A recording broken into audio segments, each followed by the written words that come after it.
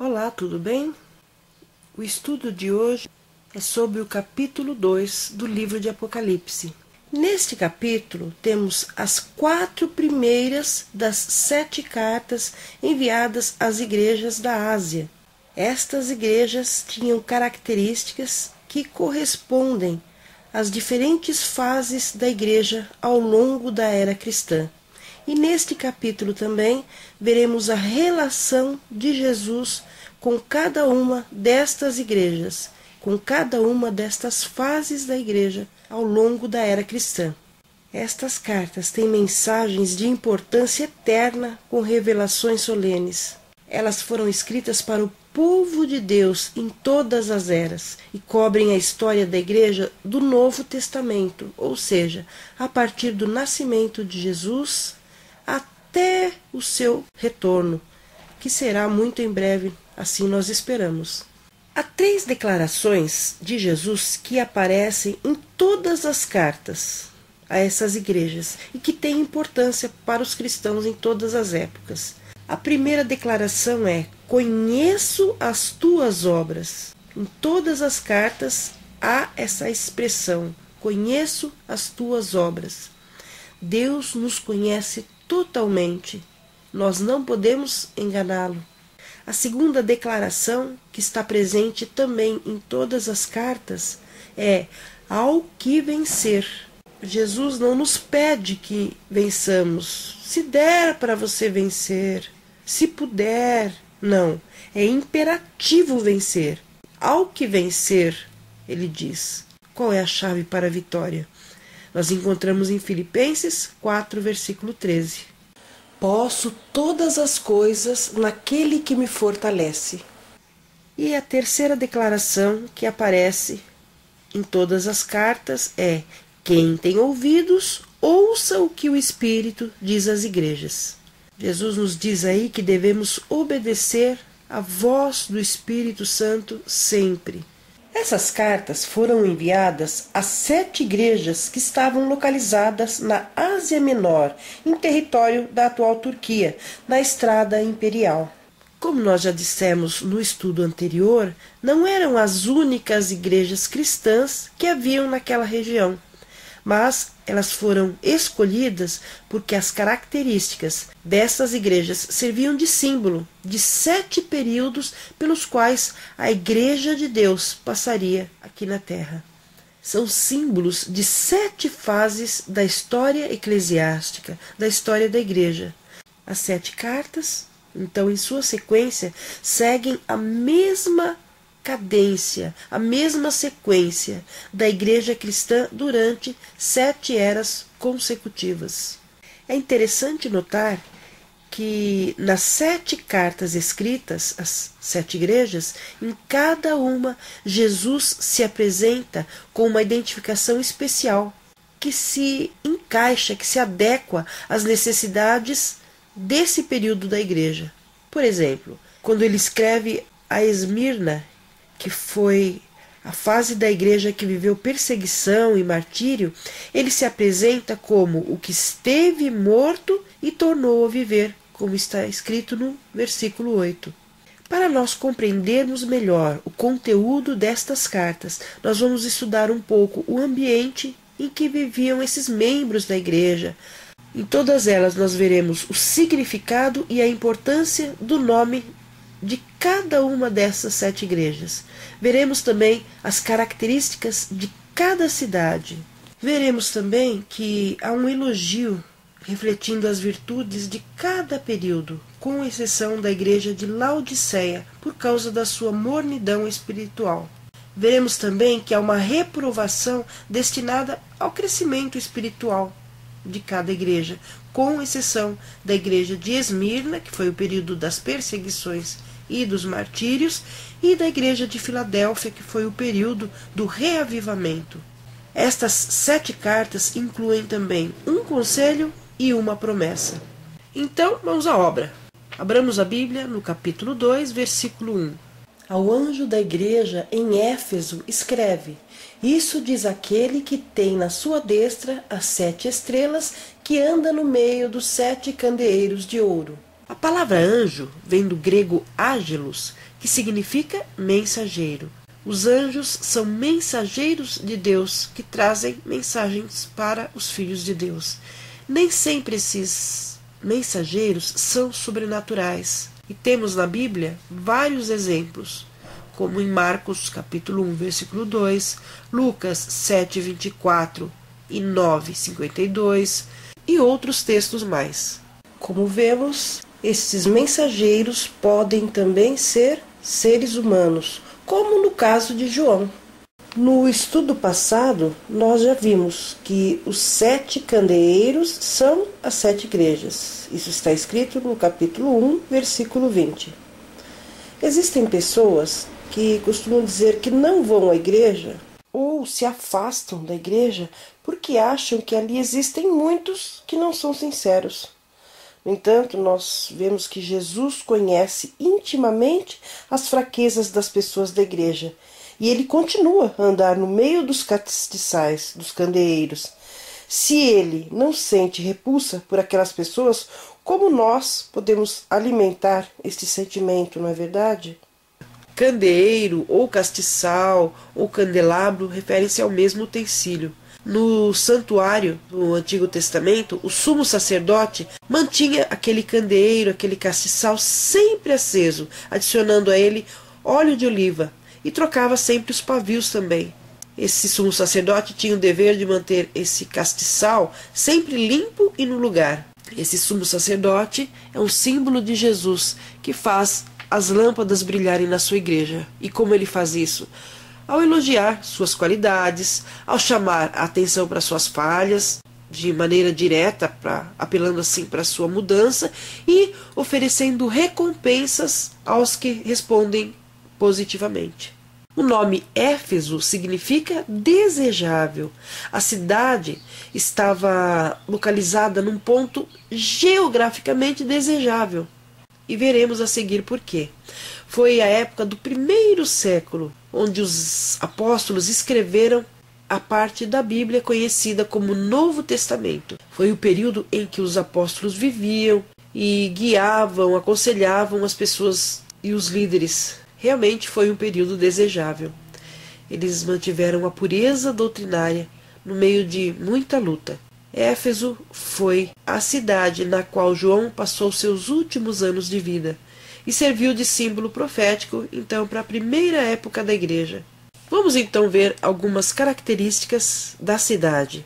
Essa foto é do portal de entrada de Éfeso. Ainda se conservam ruínas arqueológicas não só de Éfeso, mas das 6 outras igrejas citadas no Apocalipse. Éfeso era uma cidade importante e tinha um ótimo porto na província romana da Ásia. Por isso se tornou a porta de entrada para a província da Ásia e o ponto de partida para a rota comercial. Realmente era uma cidade desejável, como diz o nome. Podemos ver nessa foto as ruínas da cidade. É interessante que era uma cidade mutável, ela vivia mudando geograficamente por causa dos terremotos que ali ocorriam. Neste sentido também ela pode representar a primeira fase da igreja cristã, do início da era cristã, porque em nenhum período da história foi testemunhado mudanças mais dramáticas do pensamento humano do que a mensagem revolucionária que Jesus trouxe, desafiando todo o sistema do pensamento social da época. Essa estrada de mármore era uma avenida pavimentada com mármore e conectava o teatro ao centro da cidade com o sul. E colunas estavam ali alinhadas ao longo de toda a margem da estrada. Aqui nós temos uma vista da estrada por um outro ângulo. Esta é a deusa Ártemis ou Diana, chamada de a deusa da fertilidade. Na cidade de Éfeso haviam cristãos, mas haviam também idólatras. E estes idólatras adoravam esta deusa. O templo onde ficava essa deusa era um centro de orgias, de caráter altamente moral. No templo tinha uma imagem que, de acordo com eles, havia caído de Júpiter. Eram tantas as pessoas que passavam por ali e compravam souvenirs da deusa Ártemis que os ourives locais promoveram uma perseguição contra os cristãos, como nós lemos no livro de Atos, capítulo 19, do versículo 23 até o 41. O templo dedicado a essa deusa é uma das 7 maravilhas do mundo antigo. Foi construído em mármore vermelho, azul, amarelo e branco, e dizem que foi usado ouro na argamassa. A igreja cristã em Éfeso foi fundada por Áquila e Priscila, e o apóstolo Paulo e Apolo trabalharam nesta cidade como evangelistas. Paulo, inclusive, escreveu uma carta para a igreja em Éfeso. Este é o teatro central. O elegante teatro de Éfeso suportava 24.000 pessoas sentadas. Ali ocorriam jogos, música, cerimônias religiosas, encontros públicos, questões deliberativas, execução de ações do conselho da cidade e questões legais. De acordo com Atos, como nós citamos agora há pouco, 19, versículos 23 até o 41, devotos dessa deusa Ártemis ou Diana encenaram ali uma demonstração anticristã no teatro. A rua na direita da foto levava à Fonte das Águas. O templo para os imperadores de Roma ficava próximo ao centro da cidade e foi dedicado entre o ano 89 e 90 depois de Cristo. Uma carreira de colunas estava em cada lado do templo e na frente havia um altar. Dentro desse templo havia uma estátua enorme de um imperador, que provavelmente era Domiciano. Depois que Domiciano foi condenado publicamente e morto no ano 96 depois de Cristo por tentativas brutais de repressão a seus oponentes, nunca mais o templo de Éfeso foi usado para promover o culto de outro imperador e sua família. Esse portal monumental fica numa das saídas do mercado. Foi construído entre 4 e 2 a.C. por ex-súditos de Augustus, que dedicaram o portal ao imperador e à sua família. Uma inscrição nas paredes do portal chama Augustus de filho da divindade, desde que ele foi adotado como filho de Júlio César, que foi deificado pelo Senado romano. A inscrição também lista funções que Augustus tinha. O teatro menor fazia parte do centro administrativo de Éfeso e era usado para concílios e concertos. Embora essa estrutura aí tenha sido construída no segundo século, um lugar anterior de encontros para o concílio da cidade ficava exatamente neste lugar, quando inclusive o livro do Apocalipse foi escrito. Nesta foto vemos um aqueduto. O crescimento urbano demandava um adequado suprimento de água. Então, devido a esse crescimento, foi necessário que os romanos providenciassem um sistema de águas para melhorar a qualidade de vida. A água dos aquedutos corria de fontes ornamentais através das ruas da cidade. Devia realmente ser algo muito bonito. Éfeso estava localizada onde as águas do mar Egeu banhavam as praias da Ásia Menor. A ilha de Patmos, onde João foi preso e teve as visões do Apocalipse, pode ser daí vista ao longe. Nos versos 2 a 4, vemos o elogio e a repreensão a esta igreja. Conheço as tuas obras e o teu trabalho, e a tua perseverança. Sei que não podes suportar os maus, e que puseste à prova os que se dizem apóstolos e não o são, e os achaste mentirosos. E tens paciência, e por amor do meu nome sofreste e não desfaleceste. Tenho, porém, contra ti que deixaste o teu primeiro amor. Timóteo era o pastor da igreja de Éfeso. A igreja de Éfeso começou muito bem. Recebe aí, como podemos ver, elogios pelo seu inquebrantável zelo. A palavra de Deus era a norma da fé dos efésios. E, infelizmente, em muitas igrejas hoje ocorre justamente o contrário. O modernismo ou liberalismo abandonou a verdadeira mensagem cristã. Em suas mensagens para as igrejas, Cristo não somente apontava o que estava errado, mas também provia o remédio. E isso é muito importante. Não adianta apenas apontar o erro, tem que apontar a solução. E era isso que ele fazia. Ele dizia o que era preciso fazer acerca dos problemas. E, como diz o texto aí, Éfeso perdeu algo muito importante, o primeiro amor. Todo trabalho é morto se não for inspirado pelo amor. Obras não produzem amor, nem podem tomar o lugar do amor. Apesar de todo zelo Dos versos 5 e 6 podemos ler o conselho a esta igreja. Lembra-te, pois, donde caíste, e arrepende-te, e pratica as primeiras obras, e se não, brevemente virei a ti, e removerei do seu lugar o teu candeeiro, se não te arrependeres.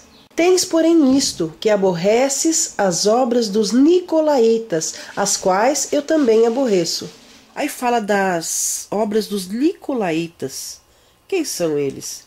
Irineu, que era um ministro do segundo século, escreveu sobre eles. Os nicolaítas se diziam cristãos, mas consideravam a prática do adultério e comer coisas sacrificadas aos ídolos questões indiferentes. Eles também achavam que a fé em Jesus os libertava da obediência aos mandamentos. Esses nicolaítas são citados também em uma outra carta, à igreja de Pérgamo. No verso 7 nós vemos a promessa a esta igreja. Quem tem ouvidos, ouça o que o Espírito diz às igrejas. Ao que vencer, dar-lhe-ei a comer da árvore da vida, que está no paraíso de Deus. Certas árvores eram objeto de culto pelos pagãos em Éfeso e também em algumas partes da Grécia. Para cada fase da igreja, Jesus usava palavras e simbolismos pelos quais eles estavam familiarizados. Quando o homem pecou, perdeu o direito à árvore da vida e foi expulso do jardim de Deus, como nós podemos ver em Gênesis, no capítulo 3, versículos 22 a 24. Mas, se nós ouvirmos a voz do Espírito Santo e pela graça de Deus nos arrependermos e formos vencedores, nós comeremos da árvore da vida, quando a tristeza e o pecado estarão para sempre banidos. E o texto diz: ouça o que o Espírito diz às igrejas. Ouçamos a sua amorável mensagem de reprovação. Acatemos o conselho do Senhor. Ouçamos o que o Espírito diz às igrejas.